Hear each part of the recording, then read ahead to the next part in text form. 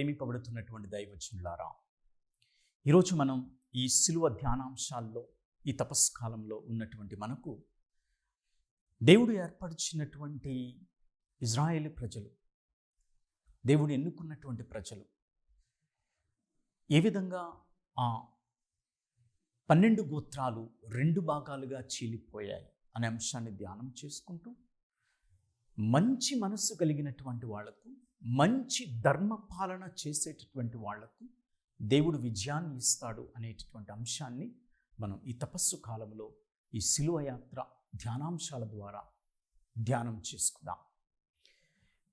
ప్రియ సహోదరులారా, అది 975 క్రీస్తు పూర్వం, దాదాపు సొలొమోను చనిపోయినటువంటి తరువాత తన కుమారుడైనటువంటి రెహోబోవాము, సొలొమోను కుమారుడైనటువంటి రెహోబోవాము ఆధ్వర్యంలో మరి దాదాపుగా ఈ 12 గోత్రాలు 2 భాగాలుగా చీలిపోతూ ఉంటాయి. ఇక్కడ 10 భాగాలు, 10 గోత్రాలు ఒక రాజ్యము, 2 గోత్రాలు వేరే రాజ్యముగా చీల్చబడ్డాయి. ఇక్కడ 10 గోత్రాలున ఉత్తర దిక్కున, అనగా ఉత్తర రాజ్యాలు, ఇవన్నీ కూడా ఉత్తర ఇజ్రాయేలు రాజ్యం అంటాం. అందుకనే మన బైబిల్లో ఇక్కడ మరలా దక్షిణ రాజ్యము అనగా యూదా రాజ్యముగా ఉంటాయి. ఈ 10 గోత్రాలు ఉత్తర దిక్కున ఉత్తర రాజ్యాన్ని ఉత్తర ఇజ్రాయేలు రాజ్యముగా పరిగణించి, దీనికి క్యాపిటల్ అనగా రాజధాని సమరయ ముఖ్య పట్టణం. ఈ యొక్క ఇజ్రాయేలు రాజ్యాలకు 10 గోత్రాల్లో మొదటి భాగము. రెండవ భాగాన్ని చూస్తే 2 గోత్రాలు దక్షిణ రాజ్యాన్న ఉన్నాయి. ఇది యూదా రాజ్యం అంటారు. ఈ యూదా రాజ్యంలో యూదా రాజ్యం ఒకటి, బెన్యమీను గోత్రం ఒకటి. యూదా గోత్రం ఒకటి, బెన్యమీను గోత్రం ఒకటి. ఈ 2 దక్షిణ రాజ్యాలుగా యూదా రాజ్యముగా పరిగణింపబడుతూ ఉంటాయి. దీనికి క్యాపిటల్ అనగా ముఖ్య పట్టణం ఏమిటి అంటే యెరూషలేము రాజ్యం. యెరూషలేము పట్టణము ముఖ్య పట్టణము. ఇక్కడ 10 గోత్రములకు మరి ఇజ్రాయేలు రాజ్యమునకు, ఉత్తర ఇజ్రాయేలు రాజ్యానికి సమరయ ముఖ్య పట్టణము. ఇక్కడ దక్షిణ రాజ్యము అనగా యూదా రాజ్యానికి మరి అక్కడ యెరూషలేము ముఖ్య పట్టణము. ఇది దాదాపుగా 975 క్రీస్తు పూర్వంలో సొలొమోను రాజు మరణించిన తరువాత తన కుమారుడైనటువంటి రెహోబోవాము ఆధ్వర్యంలో అక్కడ కొన్ని ప్రతిఘటనలు, మనస్పర్ధలు వచ్చి, ప్రజలకు, రాజులకు మనస్పర్ధలు వచ్చి 2 భాగాలుగా, 2 రాజ్యాలుగా ఈ 12 గోత్రాలు చీలిపోతూ ఉంటాయి. ప్రియమైనటువంటి దేవుని విశ్వాసులారా, అందుకనే అక్కడ మరి మనం చూస్తే ఈ యూదా దక్షిణ ప్రాంతంలో ఉన్నటువంటి రాజ్యానికి రెహోబోవాము మొదటి రాజు. ఇక్కడ ఉత్తర రాజ్యంలో ఉన్నటువంటి 10 గోత్రాలు అయినటువంటి ఇజ్రాయేలు, ఈ ఉత్తర గోత్రాలు, ఉత్తర భాగాల్లో ఉన్నటువంటి ఆ యొక్క రాజ్యానికి మొదటి రాజు యారోబాము. మరి ఇక్కడ మనం చూసినట్లయితే 2గా మనం చూసాం. మనం ఇంకా లోతుగా వెళ్ళాలి అంటే దేవుడు చెప్తూ ఉన్నాడు కదా, సంతానం ఏ విధంగా అనగా అబ్రహాము, ఇస్సాకు, యాకోబు, మరల యాకోబు నుండి 12 గోత్రాలు. దేవుడు చెప్తూ ఉన్నాడు కదా, చాలా చోట్ల తను పరిచయం చేసుకున్నాడు. నేను అబ్రహాము దేవుడను, నేను ఇస్సాకు దేవుడను, నేను యాకోబు దేవుడను అని చాలా చోట్ల తనను తాను పరిచయం చేసుకుంటూ ఉన్నాడు. మనందరికీ తెలుసు, యాకోబుకి కలలో కనపడి తన అన్నను ఏసావును, తన తండ్రిని ఇస్సాకును మోసము చేసి యాకోబు పారిపోతూ ఉన్నప్పుడు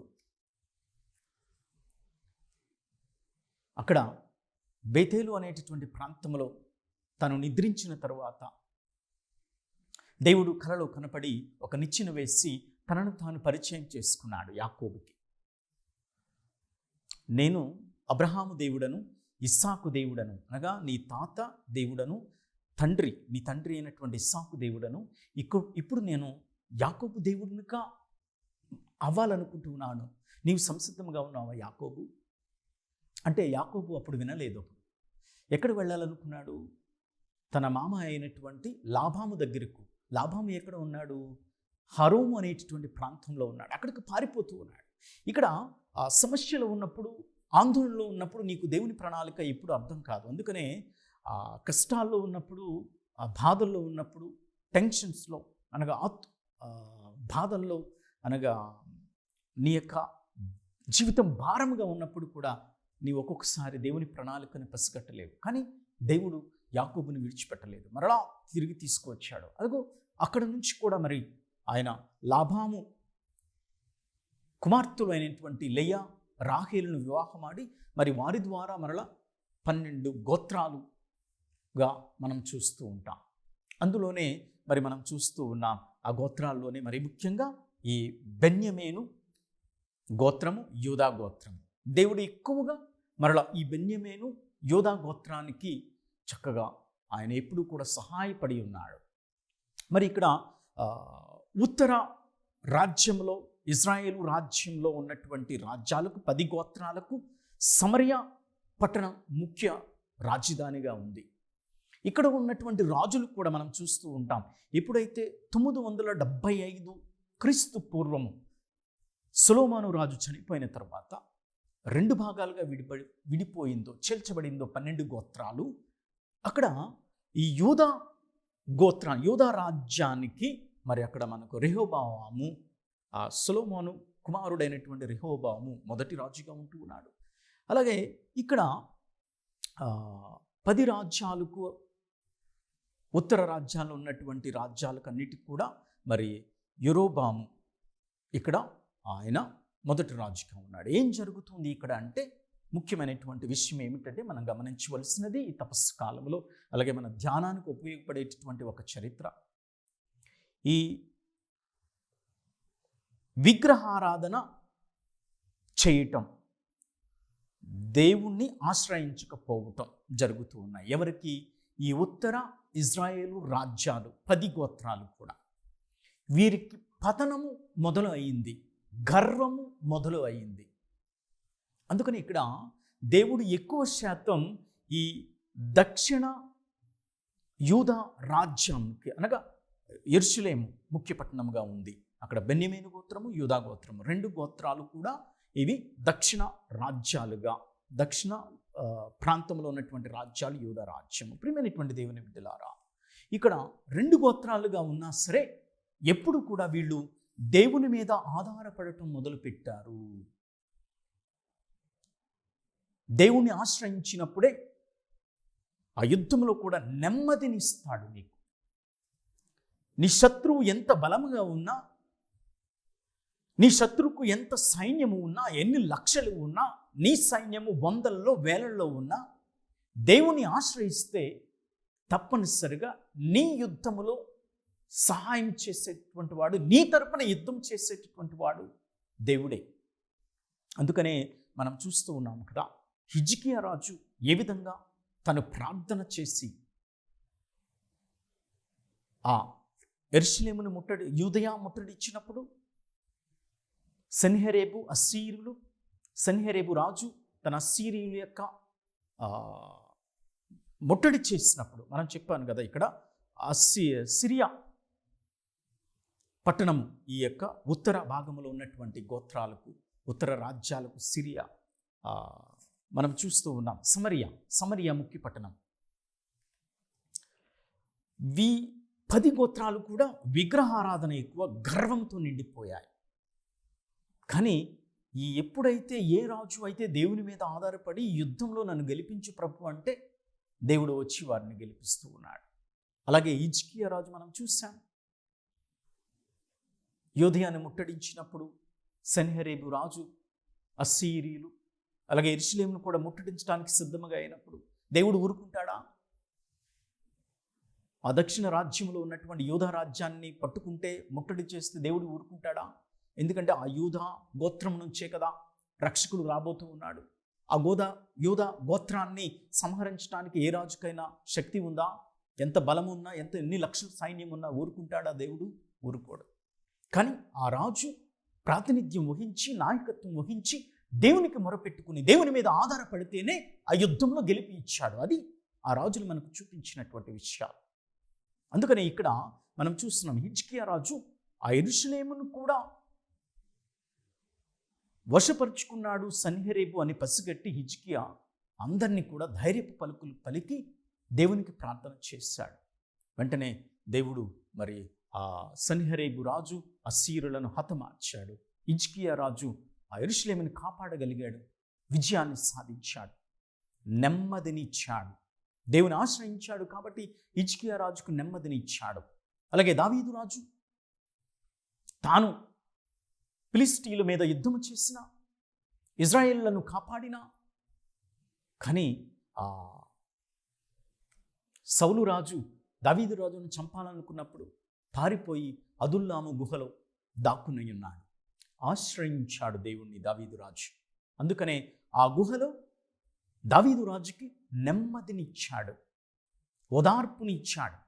ఆయన ప్రార్థన చేశాడు, దేవుడు ఓదార్పునిస్తున్నాడు. కన్నీటితో మొరపెట్టుకున్నాడు, దేవుడు ఓదార్పుని ఇచ్చాడు. తాను చేతులెత్తి వెలుగెత్తి మొరపెట్టుకుంటూ ఉన్నాడు. నా కుడి పార్శ్వమున ఎవరు లేడు, ఏ మానవ మాతృడు కూడా నాకు సహాయం చేసేటటువంటి వాడు లేడు. ఇజ్రాయేళ్లకు నేను యుద్ధంలో పోరాడి వారికి విజయాన్ని ఇచ్చాను ప్రభువా, కానీ నా తరపున లేడు ఎవరు, నీవే నా ఆశ్రయ దుర్గము.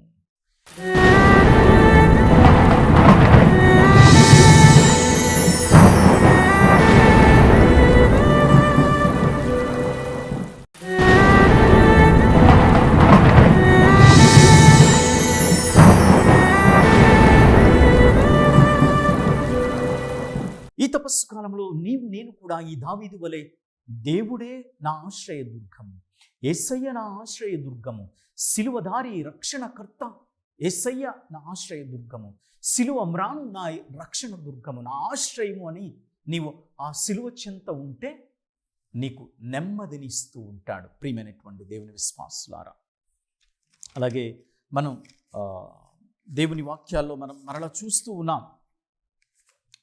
రాజుల దినచర్య 2వ గ్రంథంలో కూడా అక్కడ 14వ అధ్యాయంలో మరి ముఖ్యంగా అక్కడ ఆస ఆరాధన సంస్కరణలు. ఇక్కడ కూడా జైరా అనేటటువంటి వాడు కుషీయుడైనటువంటి జైరా దాడి జరిగింది. ఇక్కడ యూదీయులు మరలా యూదా ప్రజలకు ఆస నాయకత్వంలో నడిపించబడుతూ ఉన్నారు. ఇక్కడ ఆస యూథీయులకు అలాగే అక్కడ కుషీయుడైనటువంటి జైరా రాజుకు మధ్య మరలా యుద్ధం జరుగుతుంది. మీరు రాజుల దినచర్య 2వ గ్రంథంలో 14వ అధ్యాయాన్ని చూసినట్లయితే మనకు కనపడుతుంది. అక్కడ చక్కనైనటువంటి ప్రార్థన ఉంది. 11వ వచనంలో, 14వ అధ్యాయము 11వ వచనంలో ఆస ప్రార్థన చేస్తూ ఉన్నాడు. మీకోసం చదువుతాను. ఆస తన ప్రభువునకు ప్రార్థన చేసి, దేవా, నీవు బలవంతులకు బలహీనులకు కూడా సహాయం చేయువాడు. ఇప్పుడు మాకు తోడు రమ్ము. నిన్ను నమ్మి మేము ఈ మహాసైన్యమును ఎదిరించుచున్నాము. నీవే మా ప్రభువుడవు. ఏ నరుడు నిన్ను జయింపచాలడు అని వేడుకొనెను. ఆసారాజు యూదీయుల తరపున యుద్ధము చేస్తూ జైరా ముట్టడిని, యుద్ధాన్ని చేయటానికి సిద్ధముగా ఉన్నాడు. అందుకనే ఇక్కడ మనం చూస్తూ ఉన్నాం. ఇక్కడ జైరా ఎంతమంది సైన్యంతో వస్తూ ఉన్నాడంటే దాదాపుగా 10 లక్షలు సైన్యం ఉంది జైరాకి. కుషీయుడైనటువంటి జైరా ఈ యూదీయులను రక్షించుకోవటానికి ఆస తన దగ్గర ఎక్కువ సైన్యం లేదు.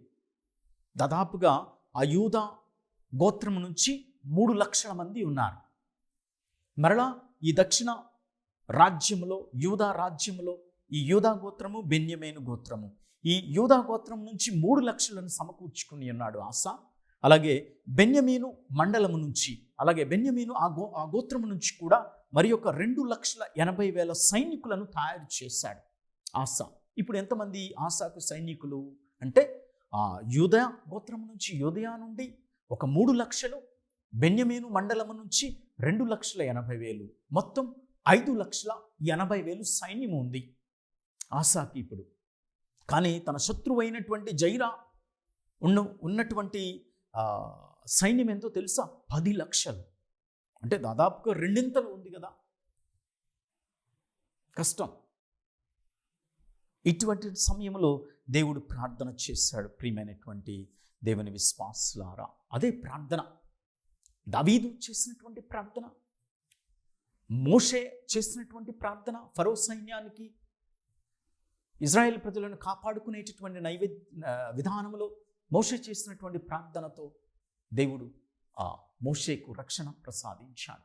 దావీదుకు ప్రాణహాని ఉందని, సౌలు ద్వారా ప్రాణహాని ఉందని తెలుసుకున్నటువంటి దావీదు అదుల్లాము గుహలోనికి వెళ్ళి దాక్కుని ఉన్నప్పుడు దేవుడు ఆయనకు రక్షణ ప్రసాదించాడు. దేవుని మొరపెట్టుకున్నాడు. కాబట్టి కీర్తన 142 ఆ అదుల్లాము గుహలో నుంచి రాస్తూ ఉన్నాడు దావీదు. నాకు సహాయం చేసేటటువంటి వాడు ఎవడు? నీవే ప్రభువా.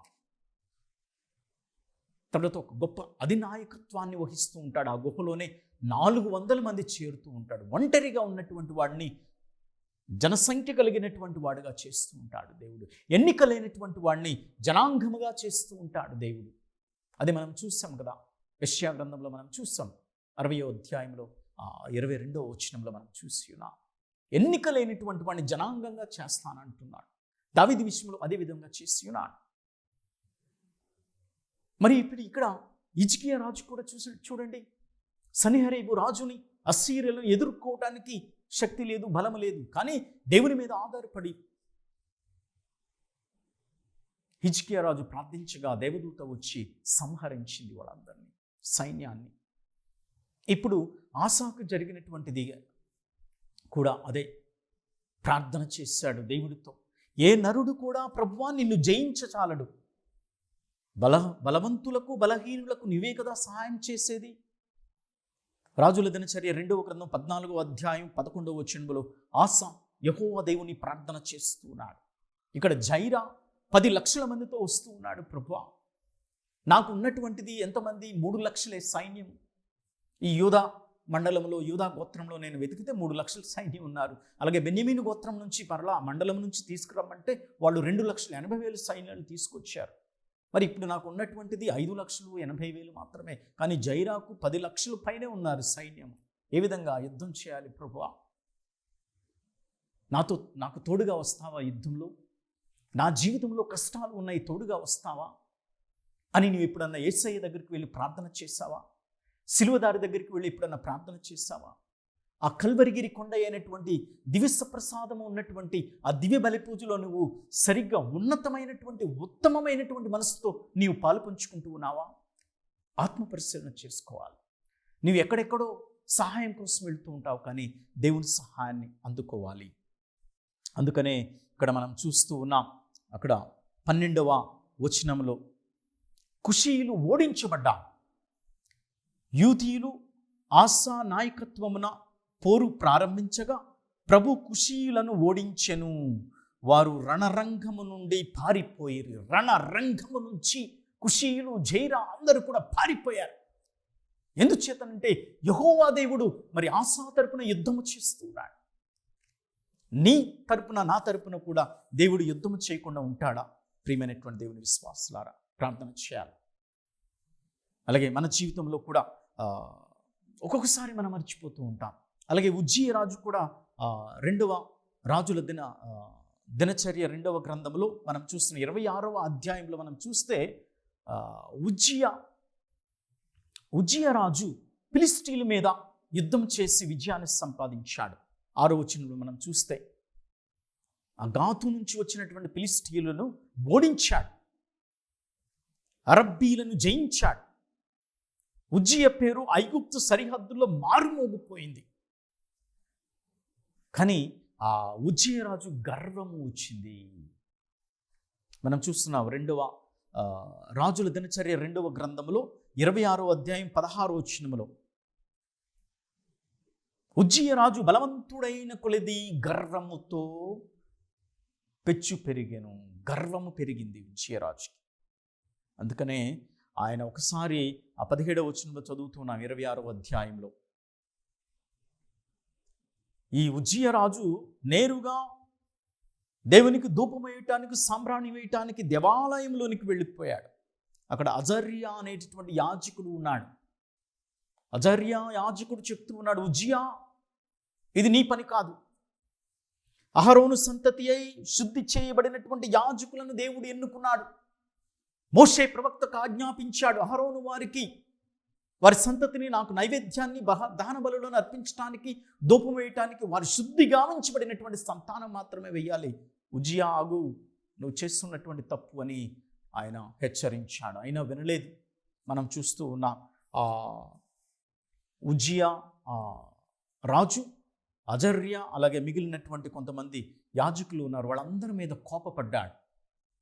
ఉజ్జియా యాజకుల మీద మండిపడెను అని మనం చూస్తూ ఉన్నాం. 2వ రాజుల గ్రంథంలో 26వ అధ్యాయంలో 19వ వచనంలో, వెంటనే అతని నొసటి మీద కుష్ఠరోగము కనిపించింది. ఎప్పుడైతే యాజకులను దూషిస్తూ ఉంటామో, మనం యాజకులను పడత్రోవి పెడుతూ ఉంటామో, యాజకులను ఒక బ్లాక్మెయిలింగ్ లేకపోతే యాజకులను కష్టపెడుతూ ఉంటామో, జాగ్రత్తగా ఉండాలి ప్రజలారా. గురువు యొక్క విశిష్టమైనటువంటి గొప్పతనం అలాంటిది. అందుకనే అక్కడ అజర్య యాజకుడు ఈ ఉజ్జియా రాజు నొసటి మీద కుష్టు రోగం ఉందని చెప్పి దేవాలయం నుండి తరిమి కొట్టాడు. అక్కడ ఆ రోజుల్లో సంప్రదాయం, కుష్టు రోగులు దేవాలయంలోనికి, సమాజంలోనికి రావటానికి అర్హత లేదు. అందుకనే ఇక్కడ దేవుడు ఆయన్ను పంపివేసి ఉన్నాడు. ఉజ్జియా రాజుని గర్వంతో నిండాడు కాబట్టి. అందుకనే ఆయన చనిపోయే వరకు కూడా కుష్టి రోగిగా ఒక లైఫ్ క్వారంటైన్లో ఉంచబడ్డాడు. ఒక చిన్న గృహంలో ఉంచబడ్డాడు ఉజ్జియా రాజు. ఎంతో గర్వం, ఎంతో యుద్ధం చేశాడు, మంచి పేరు ఉంది, కానీ గర్వంతో నిండిపోయి ఉన్నాడు. ఇదంతా కూడా ఎవరు రాశారు అంటే ఆమోసు కుమారుడైనటువంటి యెషయా ఆమోసు కుమారుడైనటువంటి యెషయా ఈ యొక్క ఉజ్జియా చరిత్రను లిఖించాడు. కనుక ప్రియమైనటువంటి దేవుని విశ్వాసులారా, దేవుని ఆశ్రయిద్దాం. గర్వముతో ఉంటే పతనానికి చేదు, పతనానికి నాంది. అది ఉజ్జియా చూపించాడు మనందరికీ కూడా. దేవుని విశిష్టతను పొందిన గర్వంతో నిండినటువంటి వాడు కాబట్టి ఆయన శపించబడ్డాడు, దేవుని చేత త్రోసివేయబడి ఉన్నాడు. మన జీవితంలో కూడా ఈ తపస్కాలంలో వినయము కలిగి ఆ కల్వరిగిరి కొండ దగ్గరికి వెళ్ళి దేవుని ఆశ్రయిద్దాం. దేవుని యొక్క ఆశ్రయ దుర్గము యేసయ్య శిలువ మార్గమే అని నమ్మి ఈ యొక్క తపస్కాలంలో ప్రయాణం చేద్దాం. దేవుడు ఈ వాక్యాన్ని వింటున్న మిమ్ములను, మీ కుటుంబాలను ఆశీర్వదించునుగాక. పిత, పుత్ర, పవిత్ర ఆత్మ నామమున ఆమేన్.